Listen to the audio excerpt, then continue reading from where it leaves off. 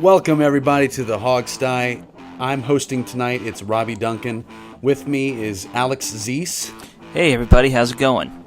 And our very own Steve Thomas. Hello, all. Glad to be here again. Ladies and gentlemen, this episode is the game preview for the Detroit Lions Redskins game. We have a lot of different storylines to cover today. We got some injuries to talk about, and then, of course, a Robert Griffin issue came up again. So we will get to that at the end. Don't worry, we won't talk about Robert the whole episode. So going into this game, we have the Detroit Lions. Any injuries going on this game, Alex or Steve?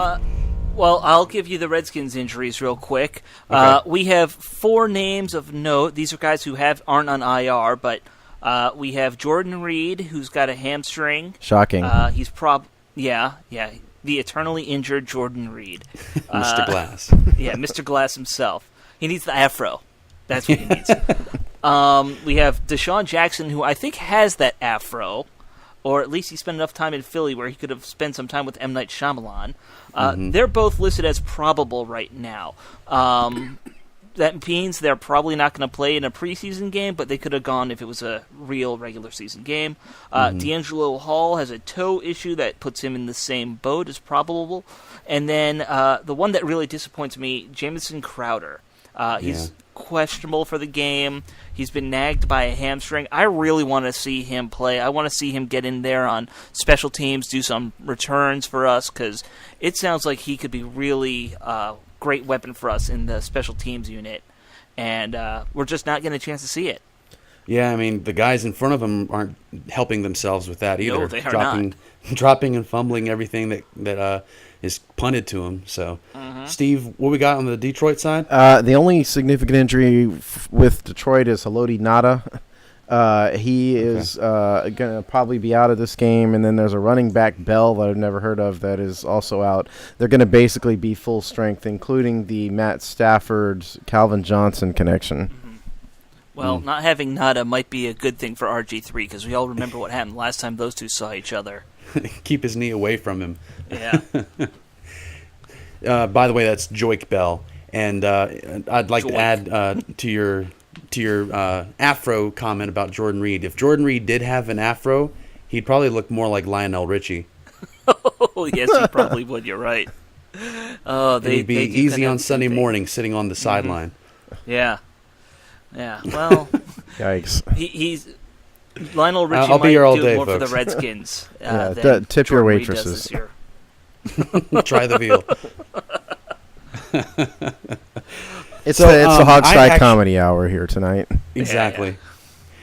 I actually wanted to give a shout out to Ari Kwanjo. Last week I kind of dogged on him a little bit for not having that good of a game, but I actually looked back at it, and he did better than I thought. I mean, he still was bad in the screen game and a little bit in the pass pro, but if you watch him, if you go back and watch him in the running game, he's very effort based. Like, he may not be winning his battle or looking good doing it, but he is finishing through the whistle. There was at least 3 or 4 times where I saw him just trying to drive his guy, and he'd be the last guy actually doing something on the film and then cut to the next play.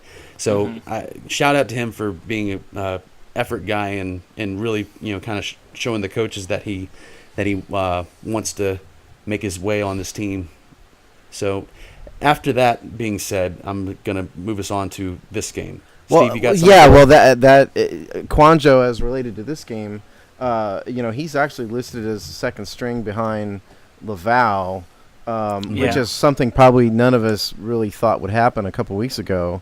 So he may get some time in the early third quarter against the Lions this time, I would think. And take this for however you want to take it, but Bill Callahan, I think like 2 weeks ago or so, he was on Sirius XM radio and told the guys on the show that Ari Kwanjo is the best fourth-round player that he's ever been around. So I mean, I'm not sure I agree with that yet, but I mean, I guess the potential's there. Yeah. But I mean, if Callahan likes him that much, it looks like he'll get his chance. Yeah, all we can say is good. You have to feel good anytime Callahan and McLuhan are agreeing on a guy. So, we'll see what happens. You've said it. He won't be there till next year at the earliest.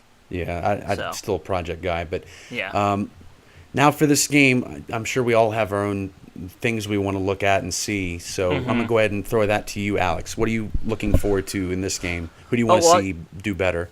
Well, I got a couple of things I'm going to be looking for. It's not individual players so much, but more things I'm going to be looking at overall. Obviously, when you think the Lions, the first name that comes to mind is Megatron.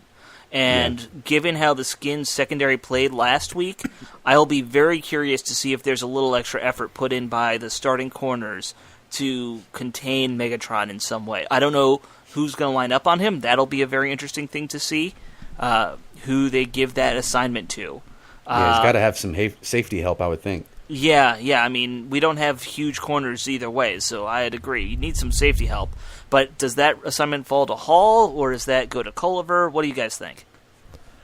If I had to guess, it'd be Culliver, just because he's healthier and I guess billed as our starting number one guy. But that's just me. I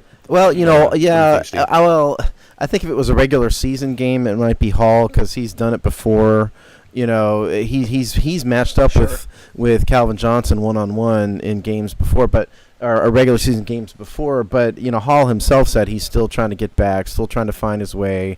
He said he played off, a little bit last week against the Browns. So I think you're probably right. But I don't think we're going to see a dedicated one-on-one matchup Culliver Johnson. I think they're going to pick sides and stick there because it's the preseason. That makes sense. It's the preseason, so I don't think we're going to have a complicated defensive game plan. No, that's what they made that point, I think, last week before the game. Jay Gruden said, we're not really doing any game planning, not scheming. We're just going to play straight-up football. So I don't think we have to worry about, I guess, any kind of grand scheme from Joe Barry on the defense. I guess that's true, but I still kind of am curious to see if, what kind of effort we get out of the guys in that kind of matchup. Oh, it's definitely not. These are competitors. They want to compete. Oh, it's definitely probably the biggest matchup for our starting defense, I think, and I do want to see them do well for however long Megatron's out there. I mean, he was banged up last year. I don't know if he's going to make it through 2 full quarters or not. I guess we'll see. But I don't want to see Megatron running free down the middle of the field. Exactly. We need to have our defense show that they can stop somebody. Yeah. What else? Yeah. What else were you thinking about, Alex? To look at? Well, let's see. I am thinking. Let's talk about the punt return and kick return unit. Since I mentioned Crowder's out, probably unless his hamstring heals up in 2 days. I'm still a little worried about that part of the special teams unit. Obviously. Because we had 2 pretty bad showings last week from 2 different guys who were supposed to be potential starters. I don't know if you guys have anything to add about that, but sorry, I was a little distracted there for a minute. You're talking kick return, punt return. I may be the only one in the Redskins nation out there who does not hate Andre Roberts as a kick returner. I think he was an improvement over what we had. I think he was about average. He's not explosive, but he's also not terrible at it. I think the fumble last week was an anomaly, Sure. And so I think it seems to me, especially with Crowder injured, that it's kind of his job to lose. Thompson's going to get his shot, but Thompson was just, terrible.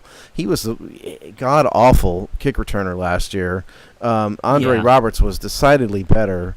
I really think that it's the coaches are looking for Jamison Crowder to step up and not Thompson. It's just they have to put somebody out there, and so it's going to be Roberts and Thompson for now. But I think the real battle is going to be when Crowder comes back. But I think they've got to take the job from Andre Roberts more than anything. Yeah, I completely agree.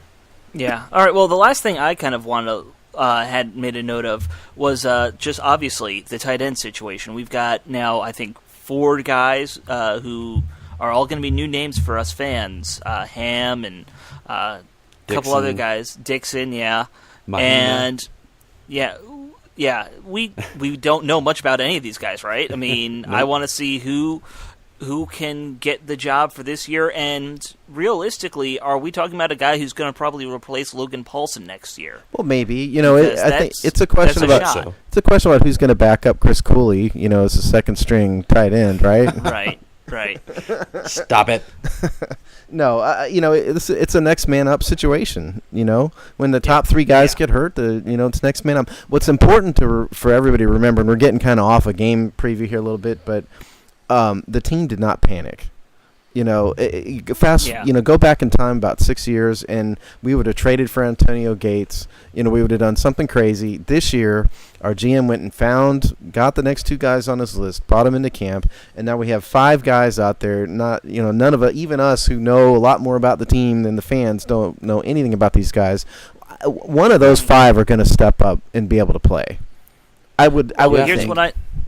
Here's what I know about those guys. The team was posting Vine videos of them all making catches, and I think for most of those guys, that's the first time I've ever seen any of them play. So, one of those new guys had an amazing one-handed catch right on the sideline. Yeah, I saw that. Well, the only thing Williams, I think, is that one of the 2 we brought in over the weekend. He's been with about 5 or 6 teams in a couple of years. He's bounced around. I don't know if that means he just didn't get a shot, or what. I want to pay a particular. I think it was a good point, Alex, to bring him up, because I think we need to pay particular attention to him and see if any of them can block. And if any of them have hands. Yeah, that's the big those one. are the 2 things with all tight ends. But Jordan Reed is a terrible blocker.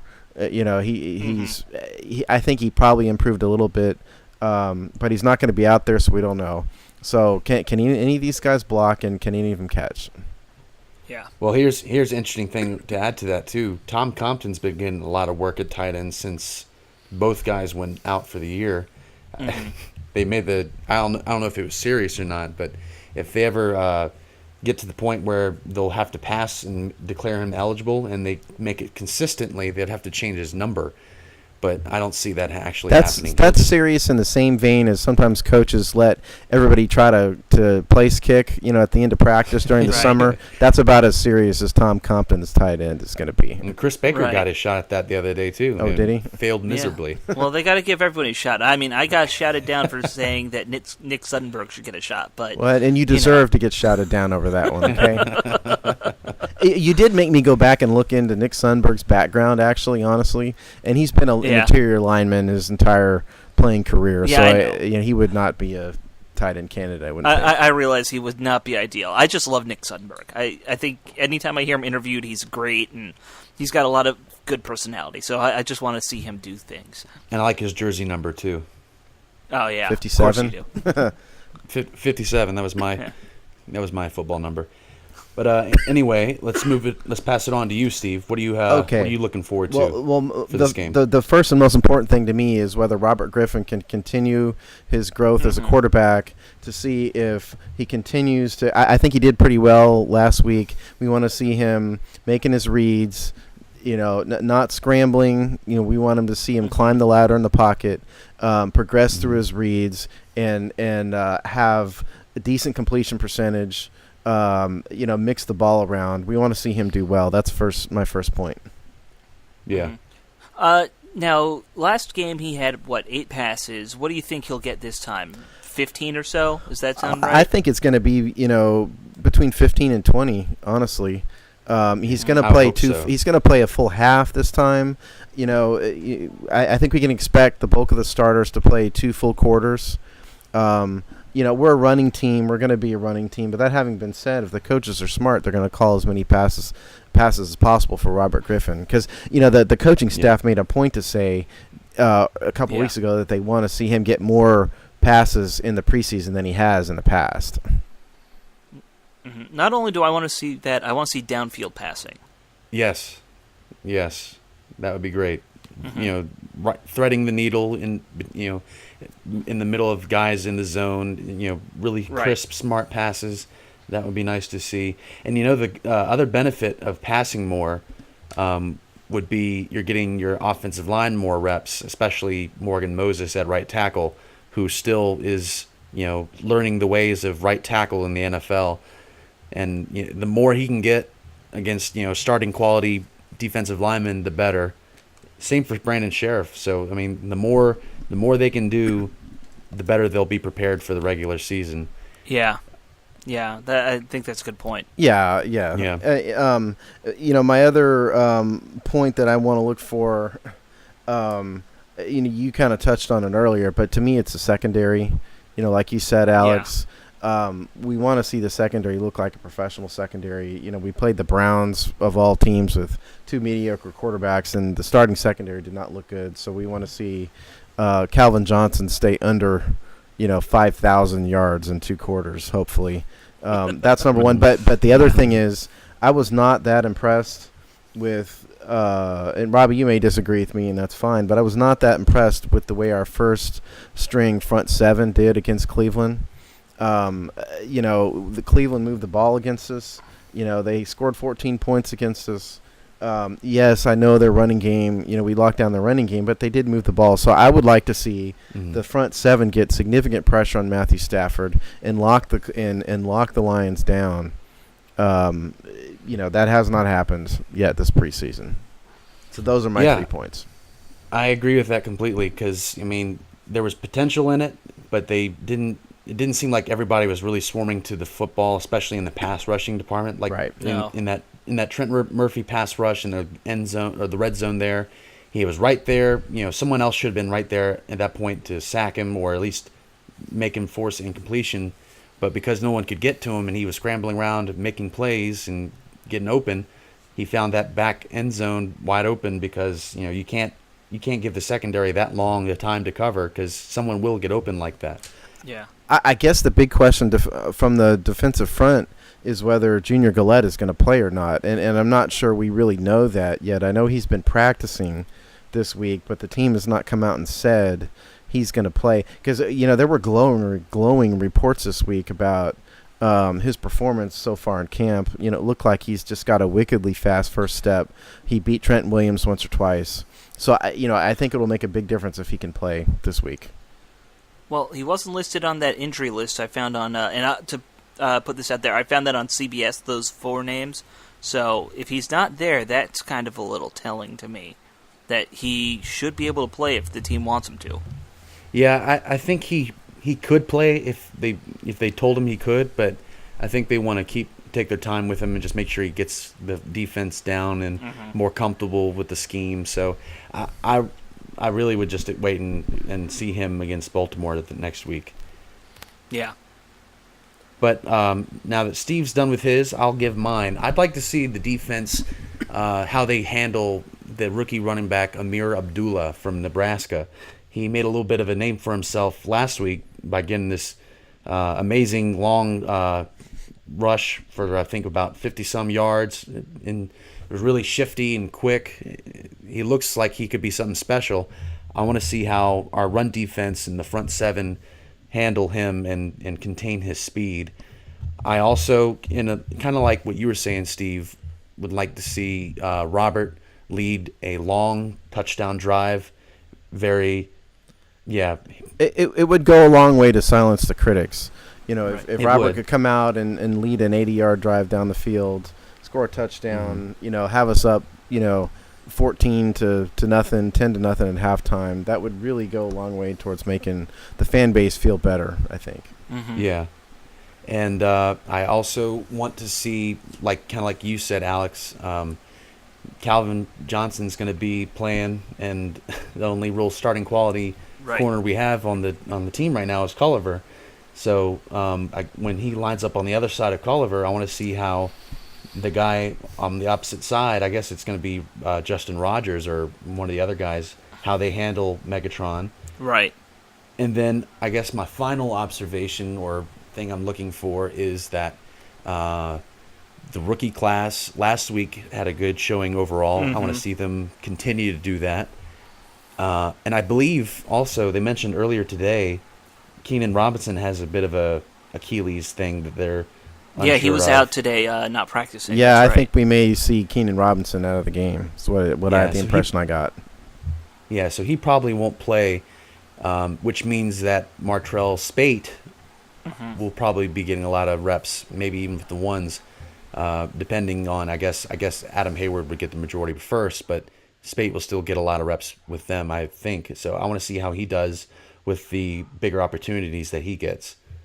Yeah, I know Spate's been a guy that you've liked through the whole camp. He's going to get his opportunity. It sounds like, and I don't know. I forget who said it this week. I wish I could give the credit, but it was Clinton Portis. If you heard Clinton Portis on 980 this week, he said, "Look, some of these starters just don't need a lot of time. The Alfred Morrises of the world don't need a lot of time. Right. Let's just get the new guys in and see who's a player. And Keenan Robinson's probably one of them. If he's got any injury at all, I don't think it's worth risking him. Just get some of these backup linebackers. Game. Yeah, get the Martrell Spates of the world in there and let them play. I mean, do you really think Deshaun Jackson's shoulder is that bad that he couldn't play? No, if it was a regular season game, he'd be in there. Yeah, exactly. It would be nice to see him maybe get a series or two in the preseason, but other than that, I'd like to see Deshaun Jackson not hit the field, personally. I want to see him in at least one drive next week, and after that, I don't care. Mm-hmm. Yeah. Well, there's no chance he's going to play in the fourth game, so really, if it's not this week, it's going to be the first quarter of next week, and then that's all the opportunity there is. Yeah. All right, well, I guess we'll close this with our Robert Griffin talk. Yeah. RG3 made another headline yesterday with a comment saying that this is the headline's quote, "I feel I'm the best quarterback in the league." Now, when I first saw the headline on Twitter, I immediately retweeted it saying, I'm sure this was taken out of context. Right. And of course it was. It's just clickbait, headline grabbing, attention getting bull. So, I mean, what do you guys think about it? Can I start my rant here? It's complete and utter nonsense. Okay, the media wants to create stories. They need headlines. They need, they want people to read this stuff. It's pretty abundantly clear what Robert Griffin meant. Okay, what he was saying was he's a confident athlete. He wants to be the best. He's got a mentality that he is the best. He qualified what he said by saying words to the effect of, I know there's a lot of guys with better resumes than me, but I still think I'm the best. All he was saying... I have the whole thing. I can get you. Okay, go ahead. That if you like. All right. Do it, yeah. Okay, the relevant part to what you're saying is there's guys in the league that have done way more than me, but I still view myself as the best because that's the way I work, or because that's what I work towards every single day. Mm-hmm. It's all, if this was another quarterback... this wouldn't be a story. And quite honestly, would it have been more artful perhaps for him to say, listen, I leave the ratings, to the press. I'm just trying to be the best I can be. Yeah, it probably would have been better. But I think it's not a big deal at all. I mean, our very own Deshaun Jackson a couple weeks ago said he was uncoverable. And nobody made a thing about that. Of course, I think Deshaun has more of a claim to that than Robert Griffin does to say he's the best quarterback. I just think it's a complete non-story. I think the controversy is born from fans who have something against Robert Griffin, and they're going to twist everything he says into something he doesn't mean. I think it's a complete non-story. I mean, if you're a competitor and you're out there and you don't think you're the best, why do you're selling yourself short? If you can't, it's that way in real life and everything. Really, if you go into anything thinking you're not the best and not trying to be the best, then I mean, I don't understand why you would do it. Well, yeah, I mean, and Griffin, Griffin's been an honest guy from day one. He's not the type that gives the standard media lines that all these other guys give. And like you said, Robbie, it wouldn't be this. Do people think he'd go out there and say, "Yeah, I think I'm about the 20th best quarterback in the NFL"? No, of course not. Of course not. Of course. But now, to your point, I do think that there's definitely certain types of people and athletes probably do this more. That you have to have this mindset. Now that said, Alfred Morris has repeatedly said he doesn't think he's the best running back in the league. But he's a different kind of personality. And, there's nothing wrong with either of them, frankly. I think whatever you need to tell yourself to go out and perform each day is what you got to tell yourself. And if that's what Robert Griffin needs to say is, I'm the best, then fine. I think there's a more artful way to go about saying it, but, That's a great point. That's little things here and there. Sorry, I didn't mean to step on you, Alex. I'm sorry. Yeah, but, it's all right. I don't think Robert Griffin and Alfred Morris are all that different, quite honestly. It's just, but neither one of them are partiers. Both of them seem to be introverts. Yeah, both they're of them both are quiet, stay-at-home types. Yeah. It's just Griffin is in front of the camera a lot more, and for some reason, he's trying to build up a brand, and so he puts out, some of this Twitter stuff that his marketing people want him to do and all that. But I think those two are more alike than people realize. Robert Griffin is not a flashy, loudmouth guy at all. That's not who he is. Mm-mm.